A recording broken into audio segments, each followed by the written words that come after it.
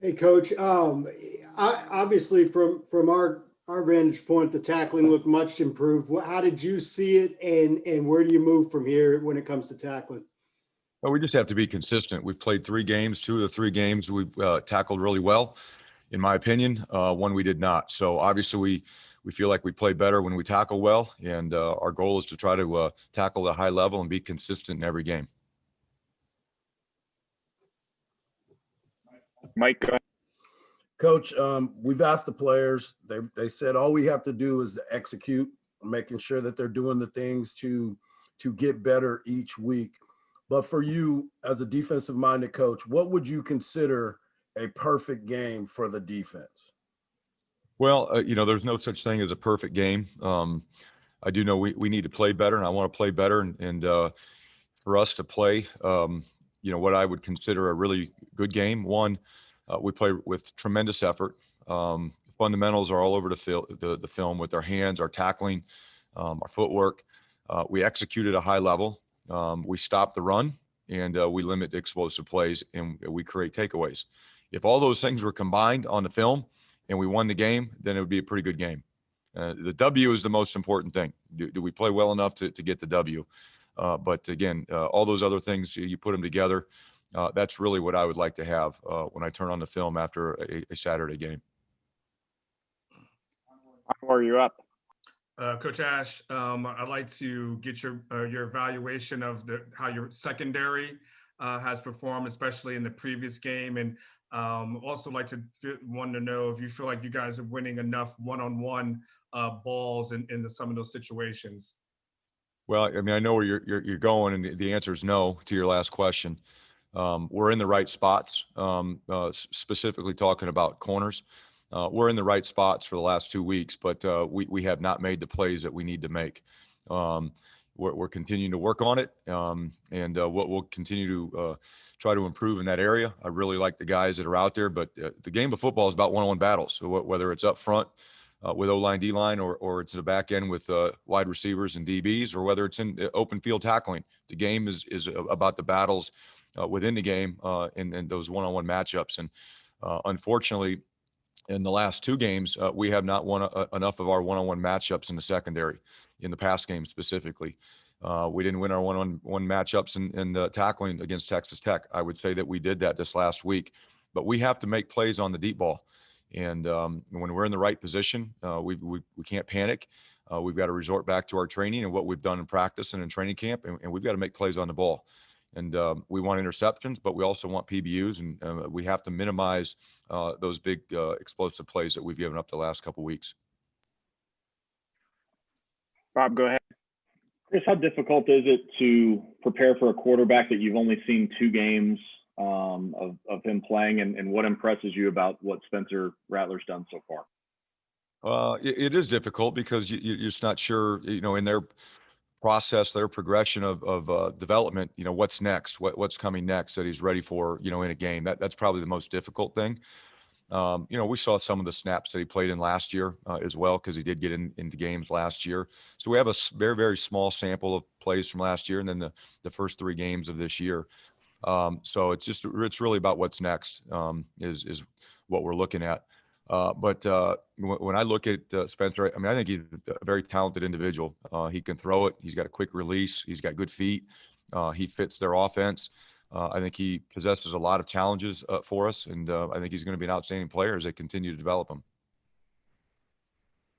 Brian, go ahead. Yeah, Chris, 2 questions. First one is what happened on Duggan's touchdown run? Was that the correct alignment pre-snap in the middle of the field? Yeah, it was. They were in empty, and they'd been in empty several times throughout the game, and we had a call that we thought was going to be able to be executed against what they had been doing throughout the game. My hat's off to them. They called a different play, one we had not seen. And the way that we were structured, we didn't we weren't able to respond and play the way we were hoping based on what we had seen throughout the game. So they called a play. It worked. Our eyes got in the wrong spot, and we didn't execute it and went for a touchdown. The thing about that play is that I would be willing to bet if Duggan doesn't score there and Keontae doesn't fumble, you get the win. You're probably feeling pretty good about things because the way you guys tightened up, I would guess. Do you feel like you're making progress, even if it may seem incremental? Yeah, we're making progress, and I know some people may not look like that, but we're making progress in a lot of areas. We're just not consistent, and I talked to the guys about this too.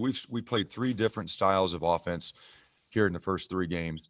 And unfortunately, we don't have banked reps on plays and formations that maybe you normally would have. And you could go say, hey, remember last year against this team, they ran this formation of play. This is how we got to play it.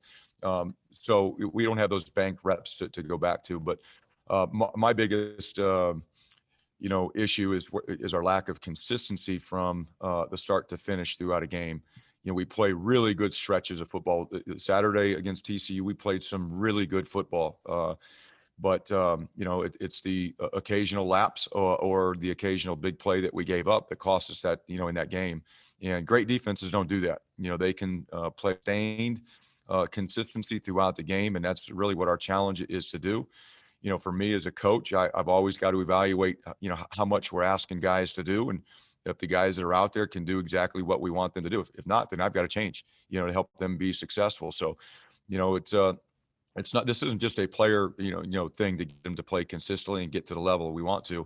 It's on me as a coach and our coaching staff to make sure that we're evaluating everything that we do every single day with the guys that are out there and making sure we put them in positions to be successful. And that's what we do all the time. And that's where we're at right now today. Chip, go ahead. Chris, it sounds like Sam Ellinger addressed the team on Sunday and challenged them about discipline. Your thoughts on what he said and maybe how it was received in your eyes by the team, and any comment on Kenyatta Watson and what his decision to enter the transfer portal? I'll start with just the team meeting. I don't have any comments about, what was said in a team meeting. That would be for, Coach Herman. What, is said in team meetings usually, like to stay in team meetings. So don't have a lot of comments about that other than that we have some really good leadership on the football team, including Sam and other players. So they do a great job of leading our football team. And, you mentioned about Kenyatta going into the portal. That's just a personal choice that he made. And that's, we loved Kenyatta, love his family, and it's part of college football, and wish him nothing but success, whatever he chooses to do.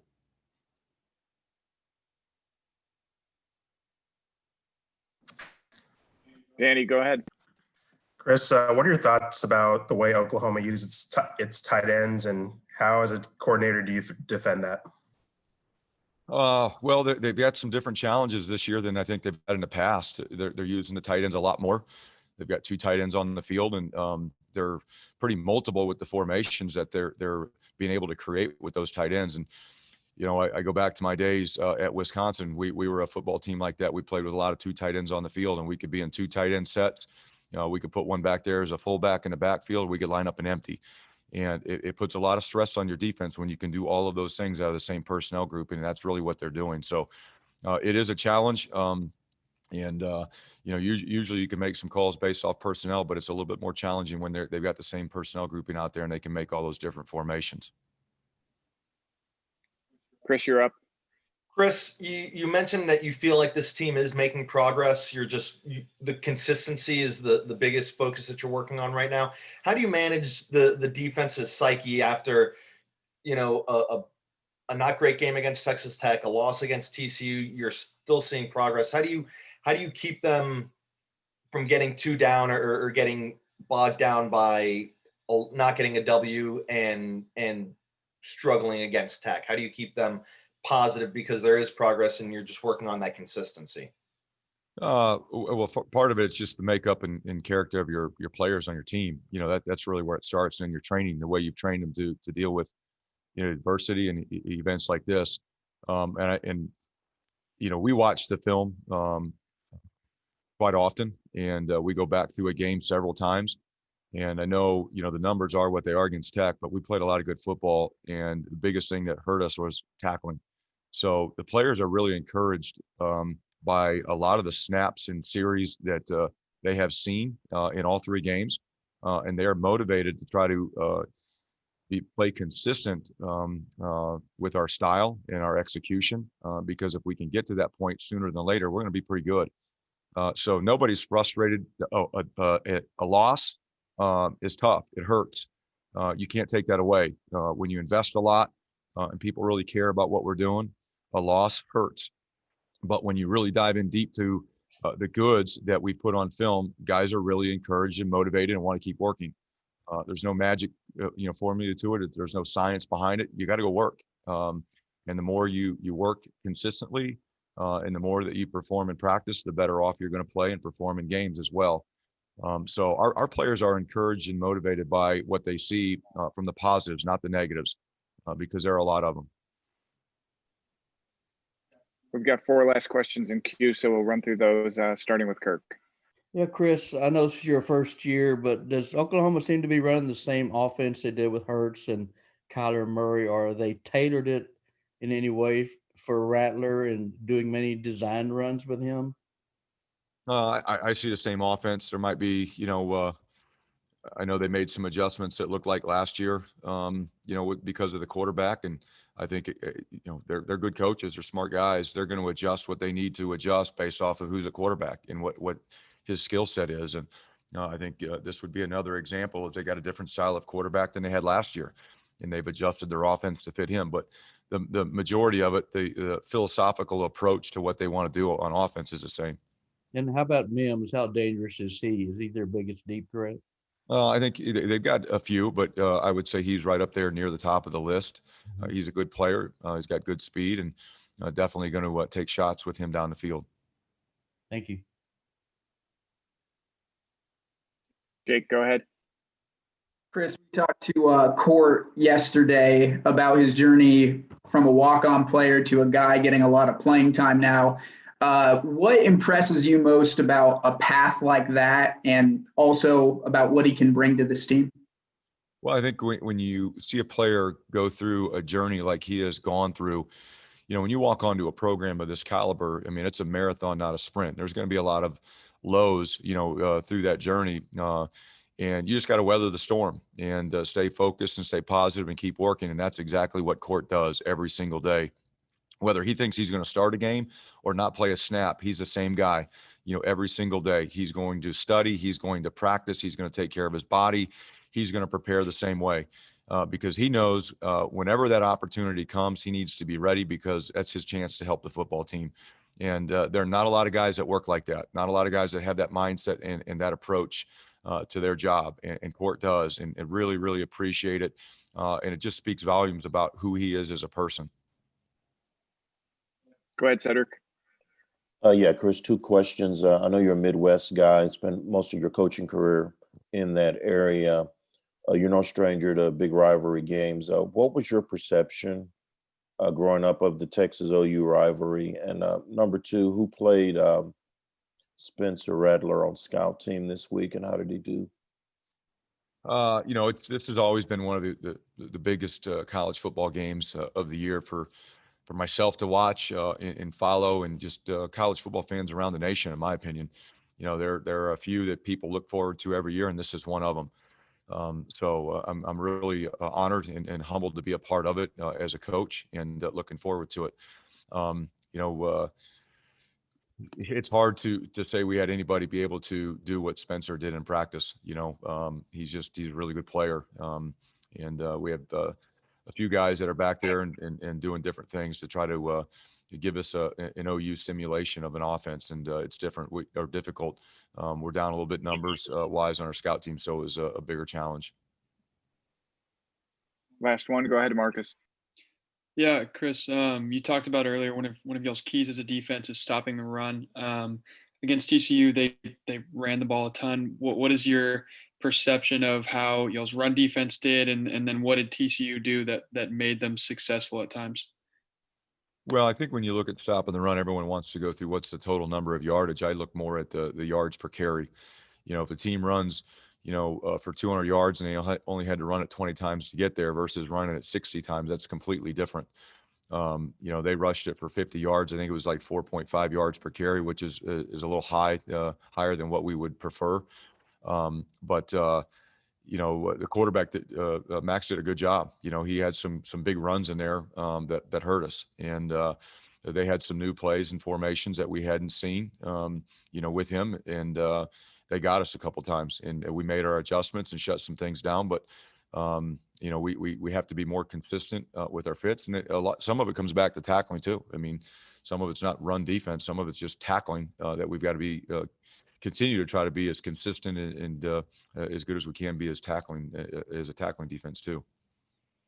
I want to ask you, in your coaching experience, when you've had teams or seen teams that kind of beat themselves, that have made too many mistakes or are inconsistent, how have you seen successful teams kind of fix that?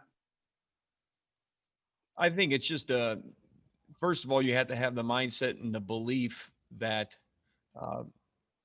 practice habits contribute to results on Saturdays. Poor practice habits, good practice habits, just staying steady in the fact that concentrating on the fundamentals, your work, your effort, and the belief that practice has a direct correlation to your performance on Saturdays.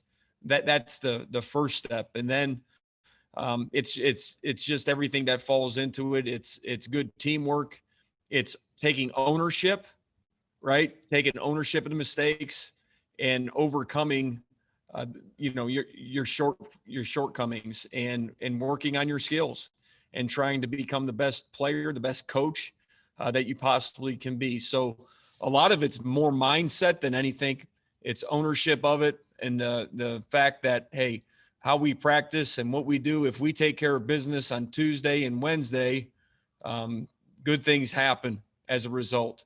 And so good practice equals good play on Saturday. Bob, go ahead.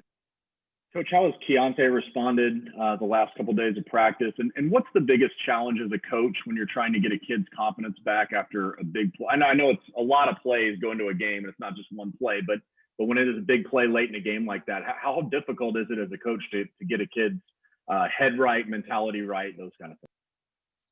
He had a really good day yesterday, so he's bounced back just fine. He's had a very successful career and will continue to do so. What happened was because of a poor fundamental. We stress the importance of securing the ball, especially when going to the goal line and securing the football and never reaching it out. So if we focus on the fundamentals and, really embrace the fact that's what wins games, ball security, taking care of the things that we can control, we will continue to have success. And so that's where the focus must be. And it's just control the controllables. I know it's coach speak, but it's very true. And that's very controllable. And those are things that we have to master. Chuck, you're Mike, you've seen Sam since, engineer that comeback at Texas Tech. You've seen him dealing with this difficult loss to TCU. What do you make of his leadership abilities from what you've seen, since you've been here, but especially the last couple of weeks? Yes, he's got very good leadership, and in my mind, why it's so effective is because he's a very dependable guy that works his tail off in his preparation. So therefore, there's trust with that. It's not just a guy up there talking to the team, throwing smoke around. He walks the walk, and that's what you have to have. You have to have credibility as a leader to be able to stand up in front of a team and demand accountability. You must be accountable yourself. So that's what he has.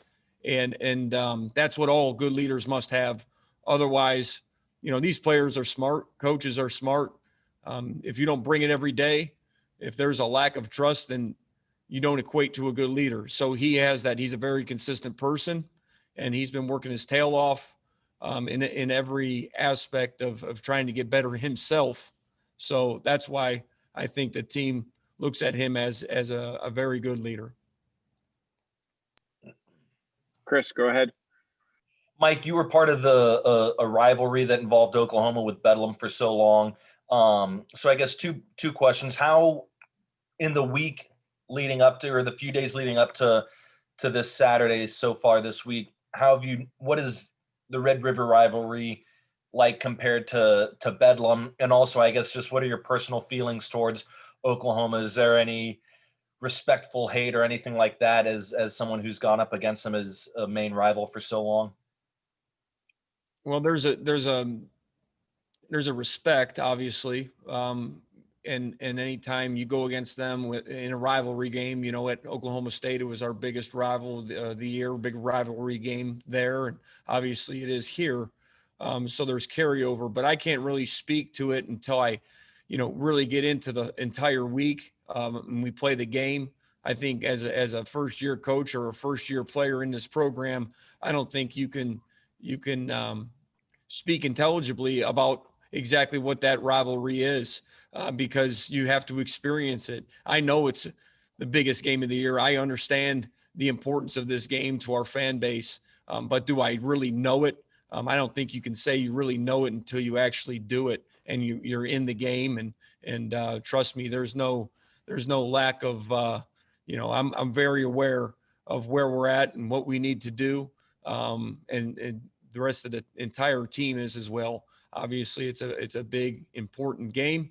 And, you have to have consistency in how you prepare. You can't prepare more for one opponent and less for another because that will get you in the end. So the preparation has to be very consistent, although rivalries do exist and there brings up that emotion, inside that's probably a little bit different. The intensity to focus is a little bit different.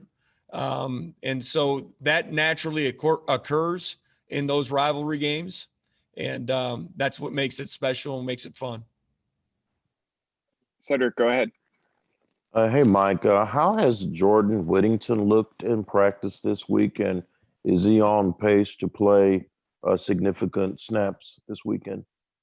I don't know. Today will be a big day as well, Cedric. It will. Yesterday he looked good. Remarkable of, a lot of credit to the medical staff on how fast he was able to turn around from surgery to now and incredible. He looked good. What the volume will be, we need to talk about that after today, see where he is again, and that'll be a game time decision. But we plan on him going, and to what degree that will be determined. Dennis, you're up.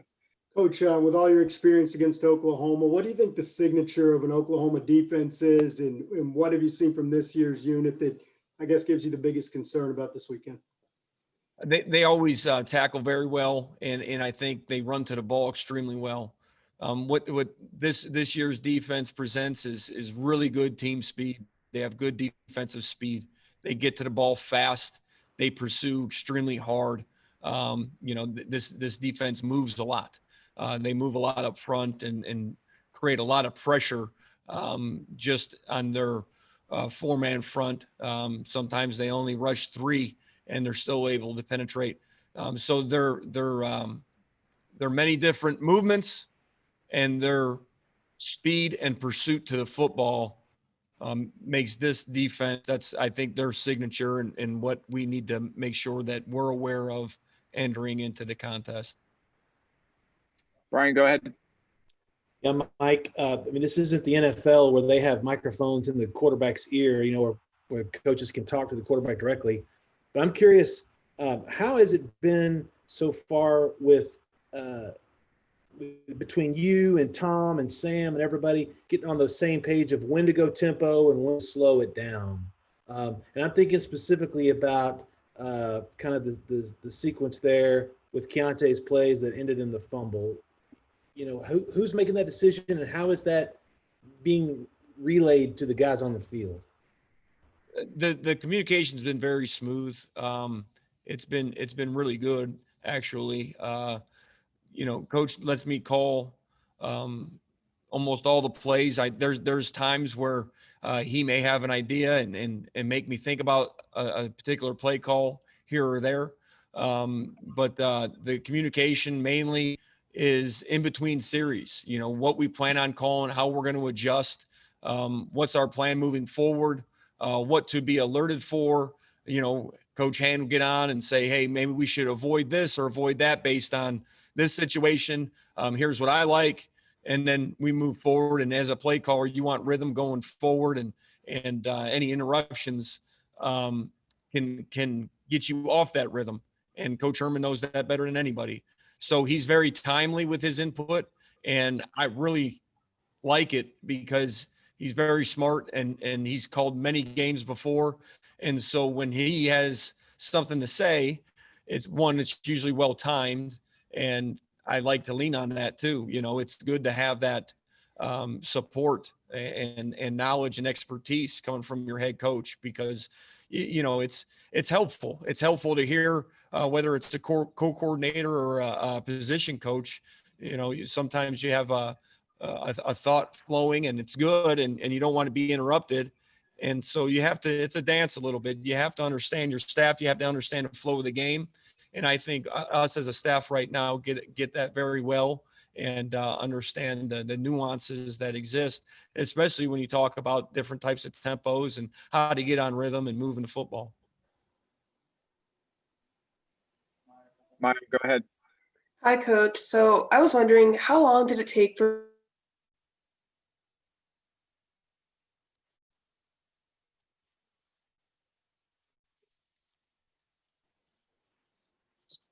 I think it's just her. Maya, You froze for a second, Maya. Oh, I'm sorry about that. My question was about Brendan Schooler. How long did it take for him to get comfortable, and then for you to get comfortable putting him in the receiver rotation? And then how did he adapt his style to fit the system? Very fast for him. It was full speed ahead from jump, and we're probably comfortable with him very early on. I don't know exactly what practice it was, but we knew going into the first game that there would be some mistakes made. At the same time, he made a lot of plays.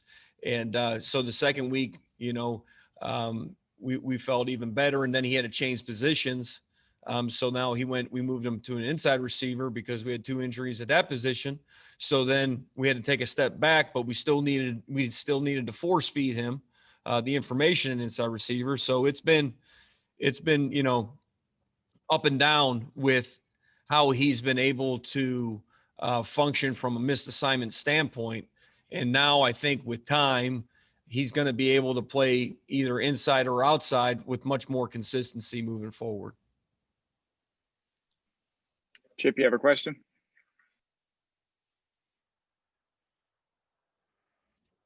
Mike, Chip, sorry. Yep. Can you tell us how you think the receivers are doing, attention to detail wise and their route running, blocking downfield, and where does this offense need to focus its attention to detail the most, player wise? I hate to single out and call out just one player or 2 players and say, hey, this guy really needs to pick it up, and this guy, he's doing good. I don't think that's fair for anybody. I think that's more in-house type stuff that you're referring to. Every position right now for us has to improve. There's nobody playing at such a level that we can say, okay, we don't need to improve here. I mean, you're trying to increase your performance at every position, and that's every position coach's challenge. And that doesn't help you out with the information that you want to know, but that's really the truth of it. And in meetings, we're always talking about improving as an offense, as a offensive unit. And we can look at certain positions and try to nitpick, but the reality is if the quarterback has bad timing, the receivers look bad. And if the ball's not thrown in front of the receiver and it's thrown a little bit behind, it's still a drop, but the ball could have been thrown a little bit better. And if the offensive line gives up a little bit of penetration and the quarterback has to move and the timing's off there. And then the running back has to run the ball when it's, everybody in the house knows that they're going to run. Everything, affects everything position wise. And so we need to continue to improve on understanding the offense and being assignment sound. The injuries at receiver have affected us to a degree with assignments and having to move guys around. It's been very difficult at times. We've overcome some challenges. To our guys' credit, we've done a great job at certain things to try to compensate for those injuries. And, we have to become an offense that understands concepts, and that's one of the things that you have to do if you're going to be a good offense, because injuries are going to happen. I'm not making excuses. Injuries are going to happen in this game. We know that. So the more that our players can understand the concepts, the more well-rounded we can be. And the more in time of need to move guys around, the more efficient we'll be as an offense. So we need to continue to practice and learn.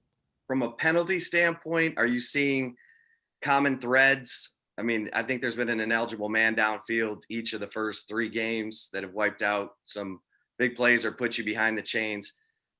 Are you seeing, penalties, any common thread in the penalties? Last week, the penalties on either illegal formation or a lineman downfield was just poor execution. The penalties before that, there are some RPOs where maybe the quarterback holds on to the ball a little bit too long and he double clutches it, and maybe he has to adjust and he moves on the run and doesn't throw it on time. And then therefore there's a penalty because of that. I think that was early on in game 2. However, we're trying to clean all that up and make sure moving forward that, we don't have any of those mistakes. We can't have those penalties. Marcus, go ahead. Yeah, along the lines of Brendan Schooler, a lot of people have talked about how quickly he picked up the offense. Obviously, he was only in practice for a few weeks. I was just curious from your perspective and the receivers that you've seen, either transfers or freshmen, was it uncommon how in the speed that he was able to adapt to this new offense? It depends on I refer back to this. It depends on, where you group him. Uncommon for a guy that's been involved in his 3rd college offense, probably not. Uncommon for a freshman, yes. Uncommon for a true freshman or maybe a transfer from junior college, yes, kind of unusual. But I think those guys that have been coached in different systems that are similar to ours, the learning curve changes. So I'm not too surprised. And he's a very intelligent person. Last one. Go ahead, Mike. Coach, I mean, your offense is averaging 51 points a game. Sam's playing at a very, very high level. The offensive line is doing some things different that you talked about a little while ago about the run scheme that you're looking at. But how impressed have you been from the game-to-game movement of your offensive line, and how good do you think this line can be? I'm most encouraged on how they practice, to be honest with you, Mike. I mean, those guys, they get after it, and that's where they're they've embraced the tempo, and that's typically, right, the hardest unit to kind of, hey, let's go faster. Those guys up front have done a tremendous job embracing the tempo and their effort and practice. There's some leadership up there, and there's really good effort up there, and they're going to continue to get better. They've embraced it. They understand the process. I'm proud of those guys, and really proud of Coach Hand and the job he's done there. And so, it all starts up front. I mean, the game has really never changed in over 200 years. It's if you handle people up front, if you can pass protect, if you can stay balanced and run the football, be tough and come off the ball and establish your physical will on people, good things are going to happen. If we continue to do that, we'll be a good offense.